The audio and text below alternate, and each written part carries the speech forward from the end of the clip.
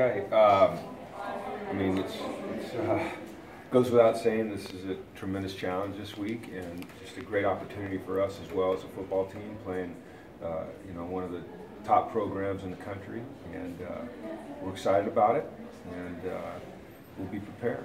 So it's going to take all we've got all week. We have to have a great week of preparation, and I think we will. And I think we'll go in and we'll give it our best Saturday night. Hopefully the place is packed and people are cheering for us, and we can give them a great show. So not much more to say, really. It's a great challenge and a great opportunity. McCaffrey, how much of a focus does he have to be with your game plan? He has to be a tremendous focus, but he can't be all of our focus. But he has to be the main focus. I mean, it's in my opinion, it's not even arguable that he's the top player in college football. I think that he was last year. I think thus far this year he has been as well. Although the young man from Louisville would probably have something to say about that. But we're not playing them. We're playing Christian McCaffrey, and he can do so many things so well. Carrying the ball out of the backfield, whether it's inside or outside, catching the ball out of the backfield. They split him out and they use him as a receiver, as a return guy.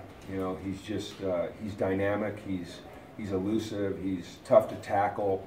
He's got great physical and mental toughness. He's intelligent, and the thing that I appreciate the most about Christian is the way that he competes. He's a great competitor.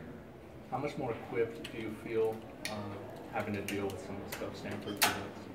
Well, we've gotten bigger inside, and that ought to help us a little bit, but we still got to execute. We still got to play with great pad level. We still got to stay in our gap. And one of the things that McCaffrey does so well is he's very, very patient behind the line of scrimmage. And as soon as you get a little bit out of whack, you'll think he's going one way, you'll start to shed a block maybe the wrong way, and he cuts the other way. So it's just imperative that up front that we are very, very patient as well and disciplined in terms of our gap control. Your running game, when you went back and watched the film, were there corrections that you think you could make, or do you just say the BYU came with a good scheme, or how do you give them a hat tip, or how do you kind of look at that? I think you look at it both. I think they did a nice job, but I think the important thing is to look at what we did and didn't do, whether it was in the way we prepared or practiced or performed, and all of those things have been evaluated and will be a lot better going forward. We didn't perform. When I say perform, I'm including all of us. When I say play, more talking about players. We didn't perform the way we need to perform in order to run the ball the way we have to be able to run the ball. And I'm very, very confident that we'll be able to run the ball effectively going forward. You didn't have Ainu or Soso in that game. Mm-hmm. Do you think they'll be available this week? I hope so. It depends how their week goes. If they have a good week, then we'll, hopefully have them available for Saturday. It'd be nice to have a full contingent ready to go. Is Ainu hurt, or is there another something? I think that what's important is that I keep our information as close to the vest as I can. Whether it's for our opponents' knowledge or it's just to protect the health and well-being of our players. So I really don't talk about that stuff very often. Randall didn't make the trip. Is he available? I hope if he has a good week of practice and he feels good, then we'll make sure that he's in there playing. Intact. You said he looked like he was good after the game. Did he the day later come out all right? Seemed to be okay last night. He was his good old goofy self. He's an awesome kid, man. I love him and love the way he plays, and he's an impactful player. So hopefully he'll be ready to go. We'll see as the week goes on. Josh Rosen was very, critical of himself after that game.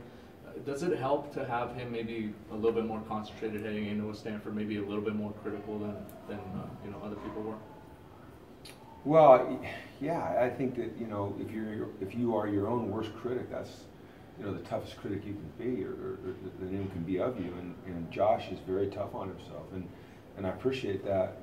I also want him to relax sometimes and enjoy the process and enjoy the moment. So it's just finding that right blend. But it's always a good thing when a player's self-critical to a point, and I think he's got a great mix of that. I think the thing about Josh is he bounces back quickly, and he applies the things that he's learned, and he moves forward with a positive attitude. There was some chatter among USC that Stanford's D-line was calling out cadences. Do you look at that and come up with a counter for that, obviously, or how do you kind of deal with that possibility? You just alert the officials. That's up to the officials to take care of, you know, and you hope that your guys do a great job of focusing in on the things that you know, that indicate when when the ball's going to be snapped. But if it is the case, and you talk to the officials about that before every game. You know, BYU had a reputation of doing that, and you talk to the officials. You know what, BYU never did it, and it was never an issue. So you know, every coach is always looking for an edge, and you know, you push the rules as far as you can push the rules to try to get that edge. And so you never fault a team for doing that. You just alert the officials, and you alert your guys, and you move on. In terms of physicality, how does BYU's defense compare to Stanford's? Very similar. Very similar. You know, I think Stanford's probably a little bit bigger, but in terms of the way they play the game, square, with their hands, staying on their feet, tackling with their chest, I think they're very, very similar. The discipline up front, very, very similar. What have you thought of Adarius Pickett in the second straight start? He got an interception on Saturday. I think Darius is a guy that we can depend on to do a lot of things for us. You know, we see the interceptions, but you know, he's had good hits, good tackles, and he's done a really good job on special teams too, which kind of goes unnoticed. And his teammates recognize it. You know, they really appreciate him, and we all do. And he's one of those guys that kind of you don't really ever think about. Then all of a sudden he's making plays, and I love having him on our team. You mentioned the kind of the pressure that Josh puts on himself. Sometimes do you feel like as a coach you have to remind him that sometimes it's okay to make a mistake even though he's such a tough critic of himself? Yeah, I think that's fair. You know, I hate to ever absolve a guy and say it's okay to make a mistake, but I think it's okay to take a breath, you know, and enjoy it. And as long as you're doing your best, and as long as you're preparing the best way possible to play well on Saturday, then you can go out and enjoy the game. You know, I mean, it's going to be hard at any level to complete every single pass, you know, or make every single read exactly the way it's supposed to be made, because those guys on the other side of the ball have something to do with it as well.